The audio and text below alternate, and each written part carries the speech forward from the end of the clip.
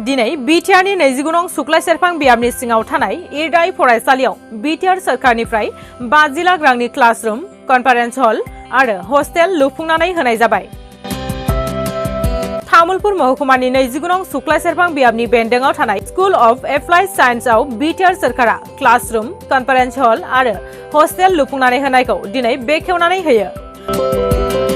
बेखेवगिरि महरै बाहागो लायो बिटिआरनि गाहाय मावफुं सोद्रोमा प्रमद बर', बिटिआरनि मावफुं सोद्रोमा गौतम दास, बिटिआरनि मावफुं सोद्रोमा रनेन्द्र नार्जारी बिथांमोना बाहागो लानानै क्लासरुम, कनफारेन्स हल आरो हस्टेलखौ बेखेवनानै होयो।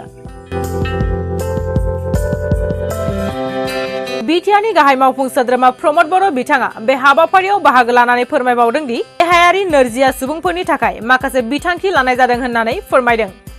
बेनि अनगायैबो लाइमोन फरायसा फरायसुलिफोरा अबथिरायै गावनि जिउखौ फोजोबनानै लानायनि सायाव बिटिआर सरकारा गोख्रों खामानि मावनायनि सायाव मैयानिफ्राय बिथांखि लानाय जादों होननानै फोरमायथियो। बेनि अनगायैबो स्कुल अफ एप्लाइड साइन्सआव बिटिआरनि मावफुं सोद्रोमा रनेन्द्र नार्जारी बिथाङा बिबानाव थाजासिम बोसोराव 1 लाख रां अनसुंथाइ होनाय जागोन होननानै रायजो राजानि सिगाङाव फोरमायथिनानै होयो। इरादानि बे मोनसे क्लासरुम आरो हस्टेल बिनि थाखाय 50 लाख होनाय जादोंमोन। बियो माने जिखिनि फिजिकेलि चेलेन्ज माखासे जोंहा लाइमोनफोर दङ बिसोरनि सोलोंथाइ बायदिसिना स्किल ट्रेनिंनि थाखाय बेवहाय मोनसे सेन्टार बानायनाय जादों आरो बे सेन्टारनि गेजेरजों बेयो मोनसेल' सेन्टार बे ओनसोलनि थाखाय। दा बेखौ जोंहा जिहेथु गोबां बेबायदि माखासे सुबुंफोर दङ जाय फिजिकेलि चेलेन्ज बिथांमोनखौ जाहाथे बिथांमोननि जिउआव थांना थानायाव बिथांमोना मोजाङै सोलिनो हायो बा माबा मोनसे गावनि आथिङाव गाव गसंनो हानाय मोनसे परिबेस बा मोनसे थासारि बानायना लानो हायो बिनि थाखाय बे सेन्टारखौ डेभेलप खालामनाय जादों आरो दिनै बिनिनो हस्टेल आरो क्लासरुम बेखौ इनागुरेसन खालामनाय जादों आरो बेवहाय जोंहा ससियेल वेलफेयारनि इएम गौतम दास, ट्रेन्सपर्टनि इएम रनेन नार्जारी गासैबो दङ। आङो मिजिंथिदों बे सेन्टारा जोंनि बे जि सेक्सननि जोंहा सुबुंफोर दङ, बिदा फंबायफोर दङ बिथांमोनखौ मदद होगोन आरो इयुनाव बेखौ आरोबाव डेभेलप खालामनो थाखाय जोङो नाजाबावगोन।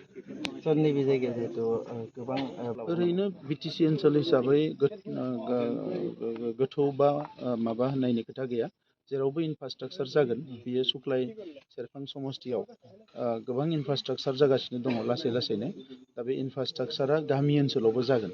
दा बेवहाय जेएमनि दै फैबाय, इलेक्ट्रिकआ दङ, नाथाय इलेक्ट्रिकआ 24 आवार बोरै थानो हायो बिनि थाखाय माखासे सिन्था धारा खालामनाय जादों।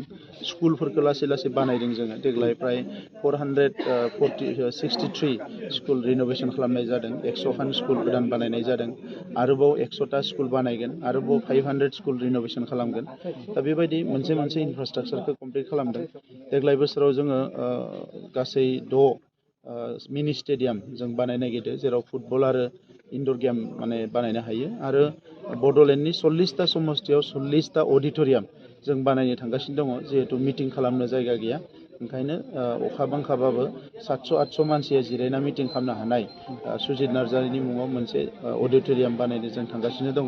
दा बेबायदि माखासे इनफ्रास्ट्राकचारखौ जों बानायलांगोन। आङो मिजिंथिदों खम समनि गेजेरावनो हागोन। मोननै मोनथाम बिथिंखौ जों नायदों। मोनसेया जाबाय लाइभलिहुड, थांना थानायनि राहा लामाखौ बयबो मोननांगोन, बिनि थाखाय माखासे खामानि। गुबुन मोनसेया जाबाय इनफ्रास्ट्राकचार, इडुकेसनेल, इन्डास्ट्रियेल, स्किल बे गासैखौबो मोननो थाखाय इनफ्रास्ट्राकचार। आरो थार्डआ जाबाय ससियेल वेलबिं, मानसिफ्रा जाहाथे मोजाङै थांना थानो हायो। हारि माहारिनि गेजेराव अनलायनाय आरो जोंनि हारिनि गेजेराव बा गुबुन हारिनि गेजेराव मोजां सोमोन्दो, बेजों लोगोसे जिखिनि जोंहा डमेस्टिक भायलेन्स नांलाय खमलायफोर जायो, उन्दै बैसोआव हाबा जायो, बायदिसिना जेंनाफोरखौ फोजोबनो थाखाय जोङो माखासे इनिसियेटिभखौ लानाय जादों। सुइसाइडनि बेलायाव बिसेसके जोंहा बाक्सा जिल्लायाव गोबां लाइमोनफ्रा सुइसाइड जादों। आङो खावलायदों जे सुइसाइडआ मोनसे मानसिनि जिउआव आल्टिमेट लामा नङा। बेबायदिया जथेस्थ' जोंनो खहा लाबोदों। बेनिखायनो जोङो गभर्नमेन्टनिफ्राय स्पेसियेलि माखासे लाइमोनफोरजों रायलायनाय, बिसोरनि जेंनाफोरखौ सुस्रांनाय बेबायदि माखासे हाबाफारि मैया जों गभर्नमेन्टआ डिसिसन लादों आरो जों फाइनेलि बे हाबाफारिखौ मावफुंगोन। আমাৰ এই নাওকাটা যি দিব্যাংগসকলৰ কাৰণে এটি অনুষ্ঠান আছে ইৰ্ডাই নামৰ, ইয়াত দিব্যাংগসকলৰ শিক্ষণ প্ৰশিক্ষণ বা গৱেষণা কেন্দ্ৰ বুলি আমি জানো। ইয়াত আমাৰ সন্মানীয় চিফ বিটিআৰৰ প্ৰমোদ বৰদেৱে এটি আঁচনি দিছিলে, এটি ফাণ্ড দিছিলে 50 লাখৰ।